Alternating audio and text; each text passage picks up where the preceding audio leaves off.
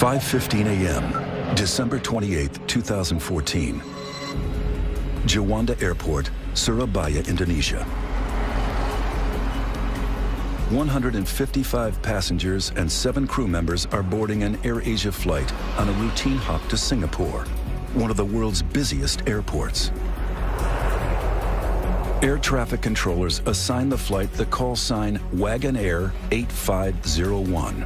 Wagon Air 8501, good morning. Wagon Air 501, good morning, join the tower, go ahead. At the helm is Captain Irianto, a 53-year-old former fighter pilot with more than 20,000 flying hours under his belt.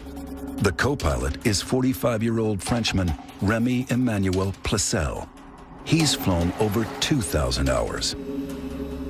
Also on board is 22-year-old trainee flight attendant Karanisha Haidar Fauci. The planned route from Surabaya crosses over the equator through latitudes that are home to the world's most destructive weather, known as the Intertropical Convergence Zone. It's the hottest place on the planet, I think, is the sea surface temperatures in the Intertropical Convergence Zone. That means there's lots of moisture going into the atmosphere from the ocean.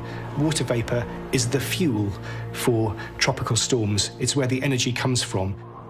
Although it's warm air that creates storms here, when it reaches high altitude, temperatures within the clouds drop dramatically to as low as minus 112 degrees Fahrenheit, as cold as winter in Antarctica.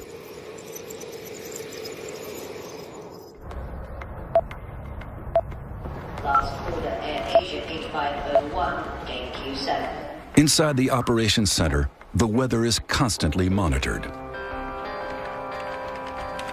Itu tidak ada kondisi yang mengkhawatirkan. Ramalan cuaca atau prediksi cuaca pada hari itu di Surabaya tidak ada masalah. Tetapi di Singapura yang kami terima tafornya memang ada kondisi hujan ringan. The forecast is clear, but that could change at any moment. Basically, it's the bread and butter of the pilots flying in the tropics, is that they are always, on virtually every flight, flying around thunderstorms. Juanda aircraft ready for start and push back.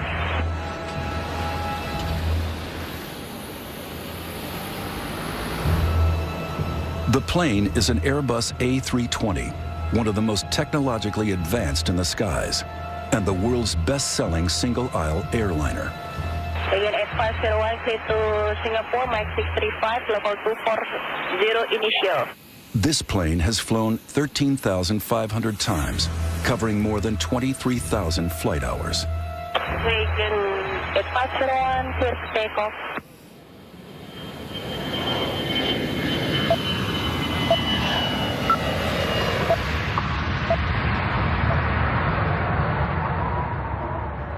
Passengers and crew settle in. 25 minutes into the flight, the plane is cruising at around 32,000 feet, now operating on full autopilot. A lot of the time, the plane is being flown by the autopilot. It's a normal flight. There's nothing abnormal about the situations or the scenario we're in. The Airbus 320's autopilot system consists of 7 computers.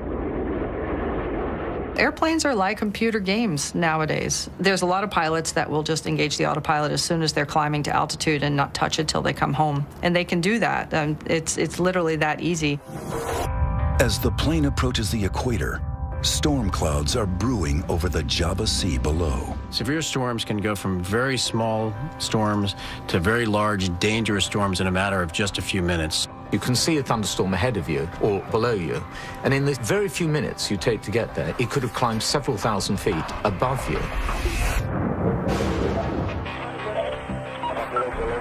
Air traffic controllers receive Flight 8501's final radio transmission.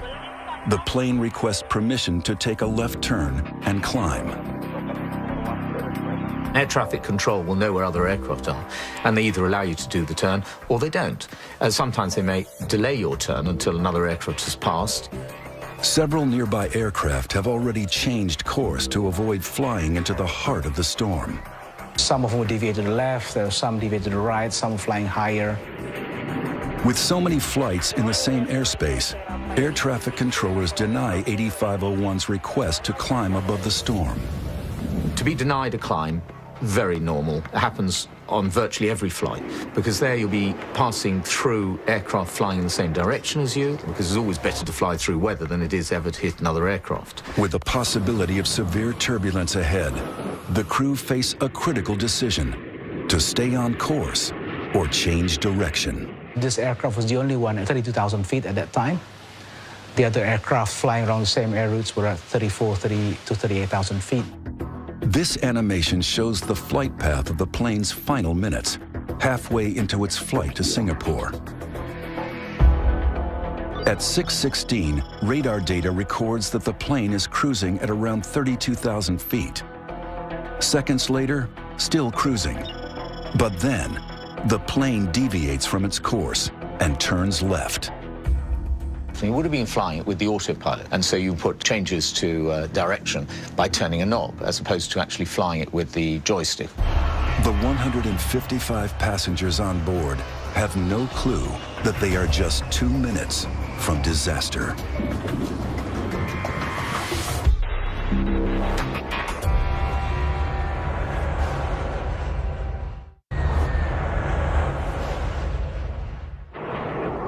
December 28th, 2014. An AirAsia flight to Singapore is flying into a thunderstorm. Modern airliners are designed to withstand the turbulence produced by severe weather, but a thunderstorm is not a place any pilot wants to be. Fear, definitely fear. There are no pilots who fly through a thunderstorm who don't experience fear. But you overcome that because you have a job to do. The guidance was you're going to encounter some thunderstorms. They didn't know how severe they would be. They didn't know precisely where they were going to be. So you don't know until you get into it. And then when you get into it, sometimes it's too late. A massive thunderstorm is the ultimate hazard for the crew of an airliner. In the last 50 years, bad weather has been a factor in over half of fatal commercial air accidents. I mean, there's so much energy that's being released in a storm like that. It's just chaotic. It's dangerous. It's turbulent. And there's an added force of nature to contend with: total lightning. Total lightning is both the cloud-to-ground lightning that we're all accustomed to seeing when it hits the ground, but in severe storms, there's 10 times as much lightning that is up in the cloud. At 6:16, radar data records that the plane is cruising around 32,000 feet. But then the plane turns left, and for reasons as yet unknown, it climbs steeply.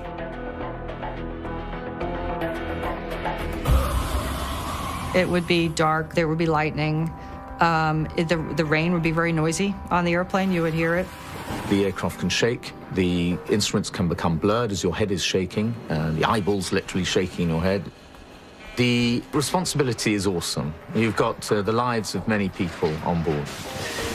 You don't actually focus on that when you're flying. And, you know, that's the honest truth. What you're thinking about is your own safety of flying the aircraft as it's supposed to be.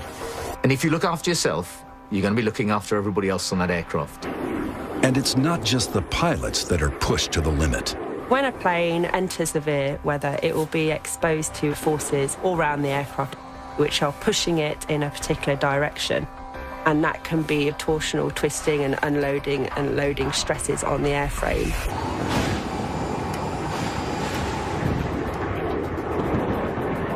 The plane climbs through 37,000 feet. As it climbs, its speed slows to just over 400 miles per hour. Just 20 seconds later, the flight is around 38,000 feet. Then, it slows down even more.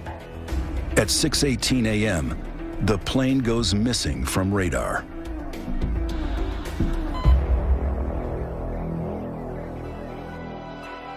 Within an hour, air traffic control announces that they have lost track of the aircraft. Distraught families are desperate for answers. Airport manager Trikora Harjo prepares for the worst. Demikian juga segala sesuatunya yang berkaitan dengan krisis